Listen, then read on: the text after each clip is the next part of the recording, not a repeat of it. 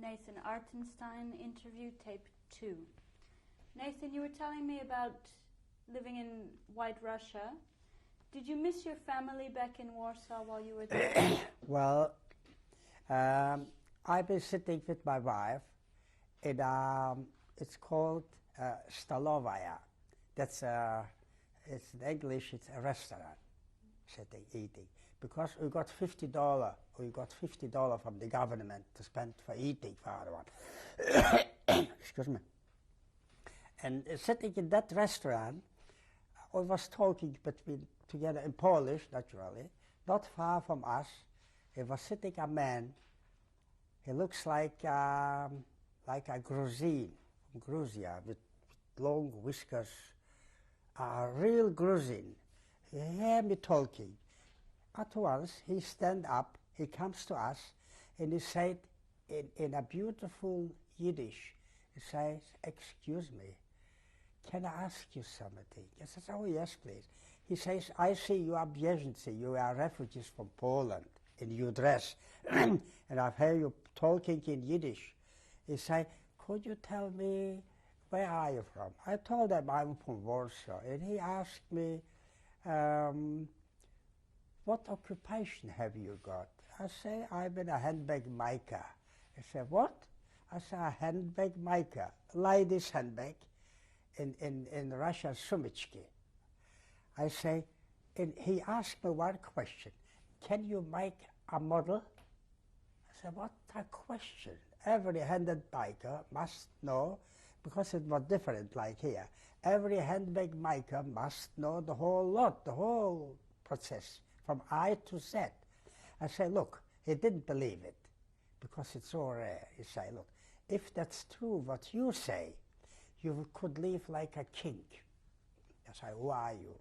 He say, "He's the traveler from a leather gallantry factory, leather factory. They're producing this cases, gloves, portfolio, ladies' handbags, everything, belts, everything which has to do with leather gallantry." He say, "But in the handbag trade, the handbag is the biggest department. A few hundred people employed. But we're still working for 3 years the same model. And it's going slow and slow because people are sick of the same bag for 3 years. Nearly the whole Russia know that bag. But if you could make a fashion, a new bag, you'll be like a king. We are looking for that." He gave me a visit card, and he says to me to give him my address. We give him the address. We were staying together with a Jewish family. The man from the Jewish family, he was working in a cooperative from shoes, a shoe cooperative. He was the headmaster. He made a very nice living of the Russian standard. He got a telephone at home. He's got a maid, which unheard, but he was living very good. And we went back home, and it didn't take long, and it comes a letter. The letter was an official letter from the leather factory in a town which was called Priluki, P-R-I-L-U-K-E, Priluki. Priluki, I didn't know what it is. I asked the man with which I was living here. He said, "Priluki to me seems a big industrial town in Ukraine. That's a town about 50,000 people, all big factories from the light industry. They're working leather goods, shoes, knittings, dresses, everything for the light industry."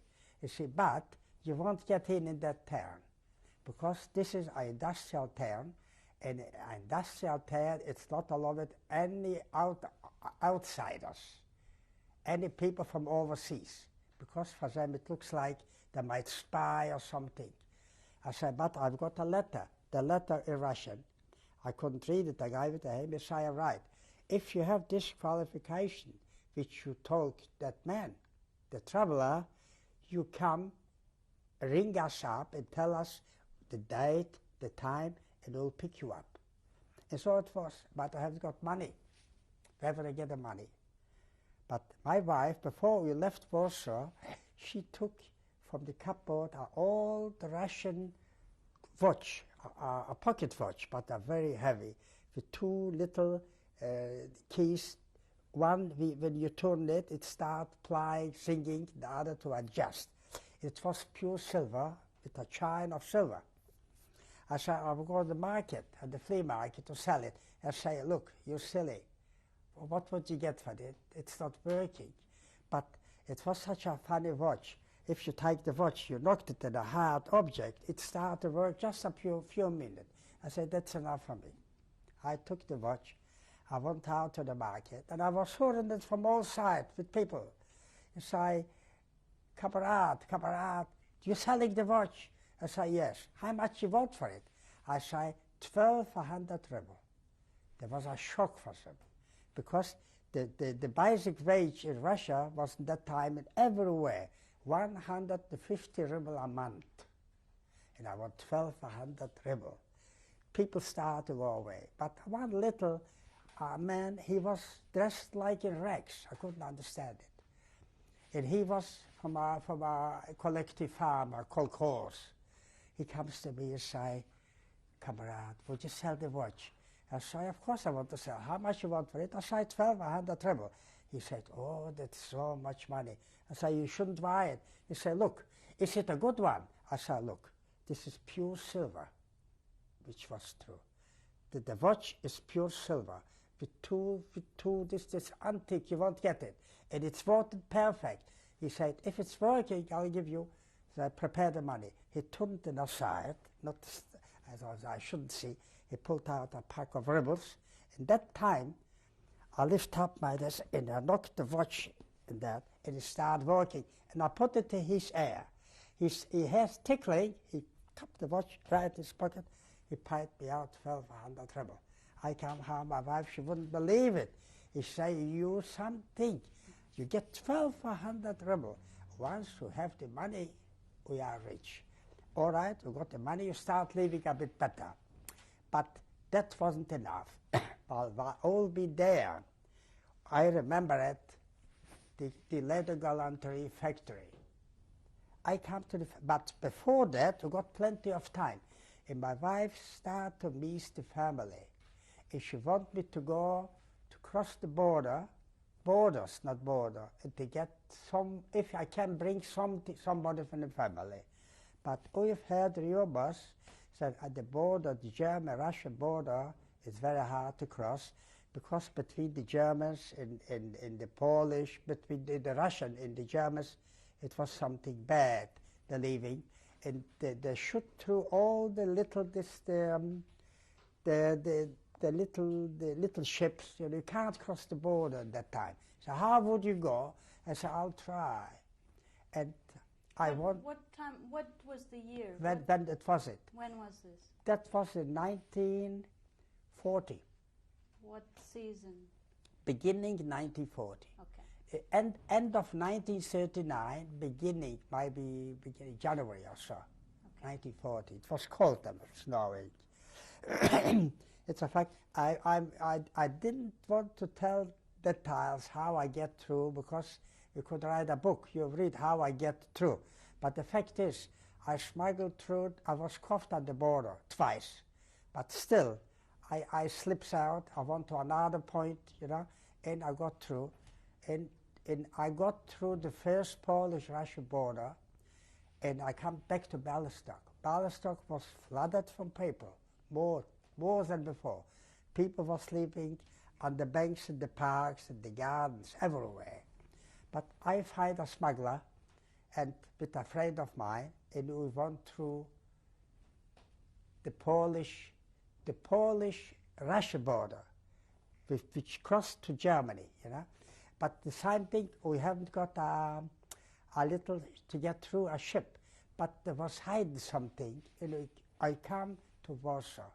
I just cut it short, because how I come to Warsaw is a lot to tell. But I come to Warsaw and straight up to my family, and at that time it was a Friday night. I come up and I was standing like that. I lost my voice. I got the impression like I am like before the war. It was so warm, nicely. The table was covered with 2 lights, 2 candles was burning, the Shabbat candles, and it was covered with a challah, wine on the table. I rubbed my eyes, I wouldn't believe it. Is it true? In such a state, people are dying for hunger on the street. And here's that. What happens? When the German occupied, before they occupied Warsaw, the Warsaw was bombarded from the air. And the whole Jewish district suffered, was bombarded. Thousands of Jewish people got killed. On the German side, on the Polish side, they didn't touch, very little. The bombardment was very little, the Jewish side. And people was hungry. One street after the other started burning. But across the street where I was living, for Chiszkowska 24, it was a big shop from leather. And the shops from leather in my side, the Germans cleaned out everything.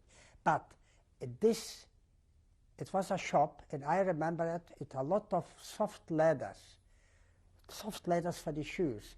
And I got my 2 brothers. We went to that shop. This shop was burning. We just break up the door. We went this out, and we took out a lot, many dozens of little skins, calf skins, and we put it in the cellar where I was living. We covered it with coal. And when we left, when me and Oliver left for Russia, my brothers, every time they need money, they took out one little skin, they went out, and they got plenty of money to make a good living. That because that. But later on, it looks like somebody told the Germans where the leather was hidden, and they cleaned it out, all the leather. And then it started there. My father and my mother and the brothers, they started to go hungry.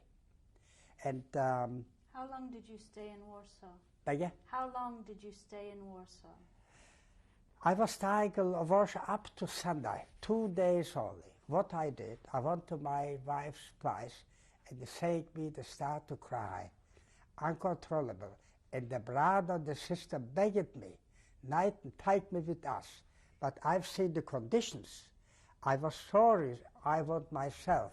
I wasn't sure if I will get through the borders again to see my wife.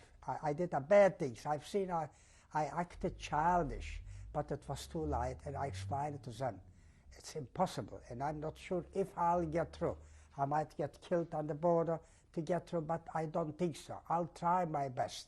But before leaving, I went to a watchmaker, a friend of mine, a watchmaker. I come up to him and I said, look, I would like to buy a watch for my wife. She hasn't got a watch. He said, the Germans cleaned out everything. They took away everything of him. But he's hiding a few watches. He took out a little watch, a silver watch, a very nice, a latest watch. I paid him, I don't remember how much, and I was glad to have this watch. And I took, when we went to Russia, we was believing that Russia is just, people are living comfortable, no unemployment, sweet life. We was believing. But coming to Russia, I've seen that was all propaganda, all lies. That because we didn't get with us any clothing, nothing. And that was the mistake. And for that only, I went back to Warsaw. So we got dress for my wife. I got a beautiful suit for me, dress it, other things, and not to get it on the way. I might be robbed or something. I put just an old sack from potatoes, an old one. I put it in the sack, tie it up, just caught my bag like a rucksack. So it didn't take any noise, it's such a dirty rucksack. And thanks to that, I come with some clothing back to my wife. Can you tell me what it was like leaving Warsaw, saying goodbye to your family? What? When you left Warsaw, can you describe what it was like to say goodbye? What it was looking like. But it's a fact, in the beginning it wasn't that bad, but what I've had later on, it was started to be bad. Because when I have been in Warsaw, I've seen the street was flooded with people. People were selling to each other. People were selling things, buying, selling, making business. Not the life like it was before, but it was all on the street, on the hand, not the shops. It was the shop life. and it looks like people are starting to get back to normally, but it never could back to normally, because the people, it was surrounded from it wasn't the ghetto yet. You could go out in the Christian, but nobody died because the Polish that was very anti-Semitic. You could get a beating too, saying a Jewish man. But later on, when they started the ghetto, when they started the fence, that was started really bad. People that was dying in the hundreds every day just on the street. Okay. When you left, did your parents say anything to you? Did they give you anything when you left? When I left? When you left Warsaw? Yeah. Did they give you anything, your family? Did they say anything to you? Well, just say goodbye. I was happy when I left the family in a good state, because they got so much later, you know. But I didn't foresee. Better not. I didn't foresee that the letter was, Germans would rob it out. That was really good. And after that time, I was cut off completely. I didn't know what happened. But I've got later news. So my father and mother, they died in days separate. And they got a real burial, a levaya, a real one. Because other people, they died, they was on the street. They come special from Chesed Shelemes, from the burial company, throwing like rubbish on wagons into the cemetery in big holes that was covered. But luckily my father and mother was the lucky one. They died are normally dead. But my two brothers, which was left in the ghetto, they wasn't that fortunate. They took part in the uprising, the ghetto uprising, and died in the uprising, two brothers. Okay. I'll try to be brief. You went back to Russia. I'm sure it wasn't an easy journey. But can you describe what happened when you came back to Russia? Oh, when I come back to Russia, nothing happens. I was cuffed at the border.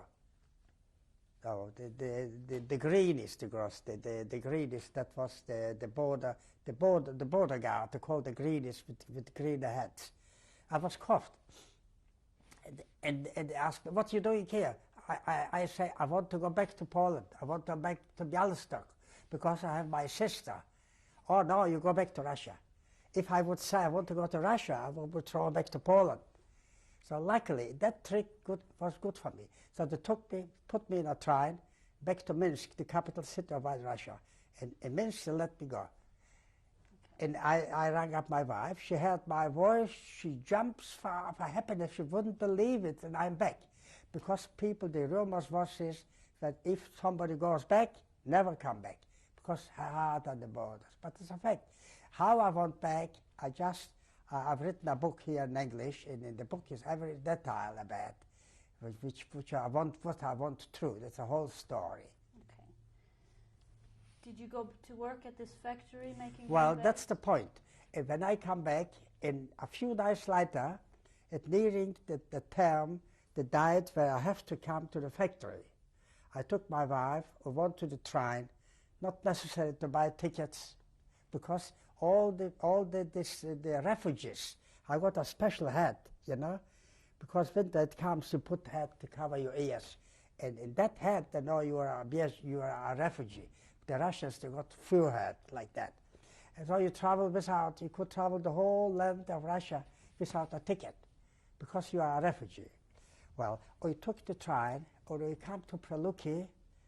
It was at night. It was 11 o'clock at night at the time. We went out, deserted, only the station, not the house, nothing. We went inside the station. It was lit, light, everything.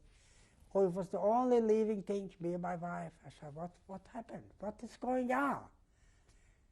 We was waiting. It didn't take long. Over here, like a coach traveling, horses, a horse coach.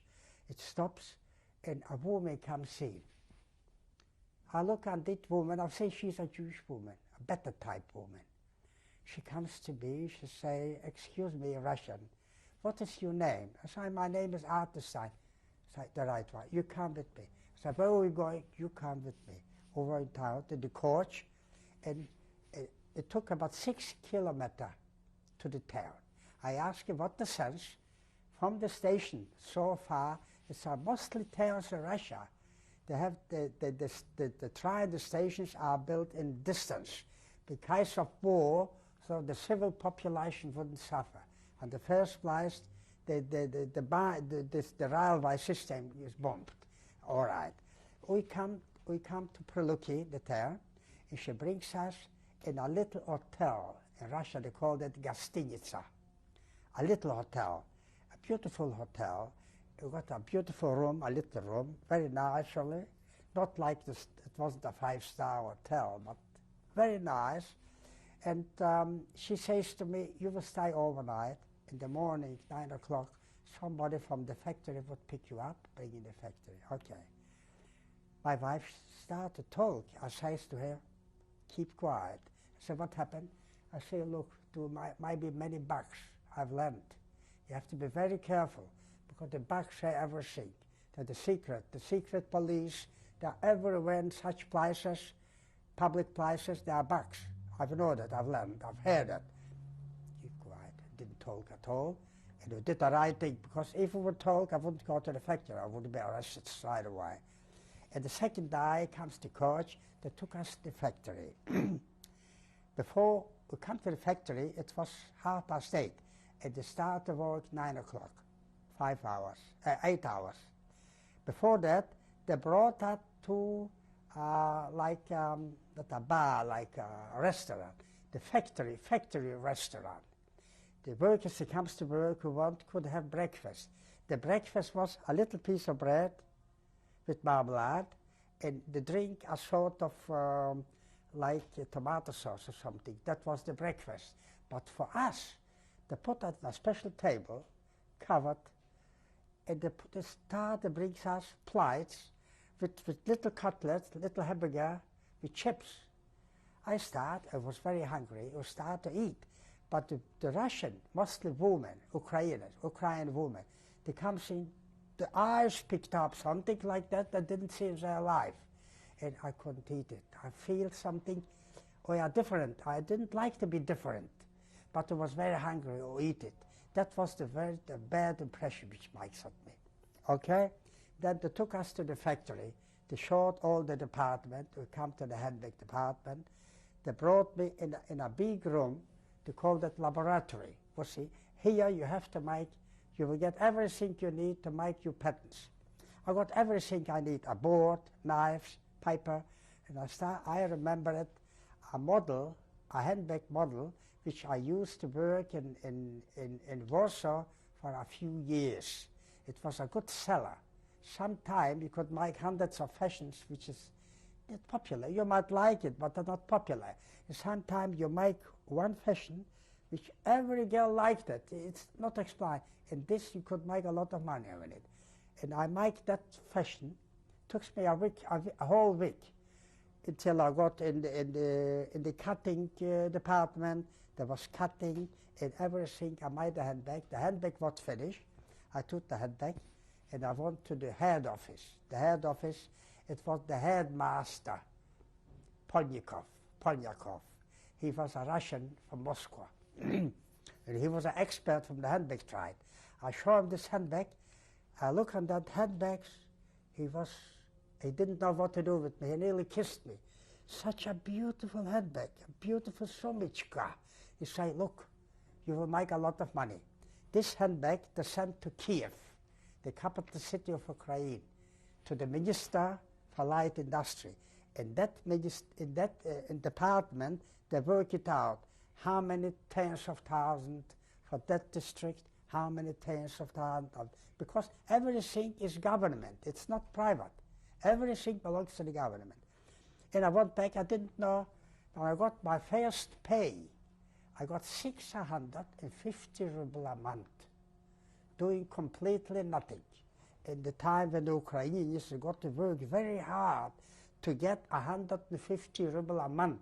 Hard work, very fast work, to make the norm. If you make the norm, you get the pay. If you didn't make the norm, they cut you the pay. If you make more than the norm, you called a stakhanovets. That means you're a big shot. And you photos in the paper and everything, an example, you understand? And together with the pay, the head, the director from the whole factory, he comes out. He paid me out 300 ruble. He said, it's a premium for the fashion model. Not only which I've got 650 ruble to make a comfortable living, I got 300 ruble doing nothing. I said, it's a golden country. We won't leave it anymore. And the fact is, when it comes to Sunday, and me in Tula, it was strolling on the Main Street, a very large street, a very wide one. It was called the Lenino Street. And the people was showing with the finger. That's the fashion designer in the factory. That's his wife. And she was dressed with little hair. And she was a beautiful girl. She was glad. We got a really good life. Good life. How long did you stay at this job? 6.5 months. What happened that made you leave? Well, that's the point. How I was sent to the Ural Mountains. Once upon a day, my wife, she started to meet the family. She said, I've heard that a German commission comes over from Germany to across the border, the Russian border, to a town which is called Brest-Litovsk, a big town in Poland. But it was the Russia side now. And they say they're registering who wants to go back. Only one transport no more. So from the all corners of the big Russia, people start to flood back to Brest-Litovsk, Brest, to get to register. But it was only one transport in no more. We come one day too late. I was unhappy, too late. We didn't register. But that was our luck, because we meet a couple, which they was registered. In the last minute, the lady, a young couple, the lady says, no, she didn't want to go back to Russia. She stays here. And she sold her place, the 9, for another couple. Got a few thousand ruble. The fact is, the whole transport, as soon as across the border, they went right to the concentration camps, right the gas zones. I was fortunate and I missed one day. Otherwise, I would be finished. That's all luck, the bad luck. And while I've been there, a few days ago, it was a decree from the Russian government. All Polish citizens has to take Russian passport because you are in Russian territory. If you refuse, you will be arrested. You can't be on a passport. Because I said to my wife, I won't take any passport. I won't, because we was sure that after the war, like any other war, we will go back home. It would be the same harm, might be financially bad, but it's still harm. We never expected such a Holocaust, such a devastation, which the human fantasy couldn't think about, you know. We didn't believe it. So I didn't take the passport, and strolling on the street, I want to go to, it was summertime. That was July 1940. And it was a very hot day. We was going to the river for a swim. 2 civilians stopped at the side, comrade, you're going with us. My wife was so frightened. I said, where are you going? She said, don't worry, you go home, your husband would come back. And I was right thrown in the jail. And in the jail, I come in the jail, thousands of people. They throw me in a little room, a very small room, a room place for 10 people. It was maybe 25 people. The heat was unbearable, so hot. People was vomiting, people was fainting. And knock on the door, God, water, water. Nobody answers. It was shocking. Till I was taken out, my name was called my name. I came out, and I was the only shirt, nothing else. Shirt, a belt with the trousers. Going to the beach, and from the heat, my only shirt was teared to pieces. Okay. Looks like pieces. Hold on.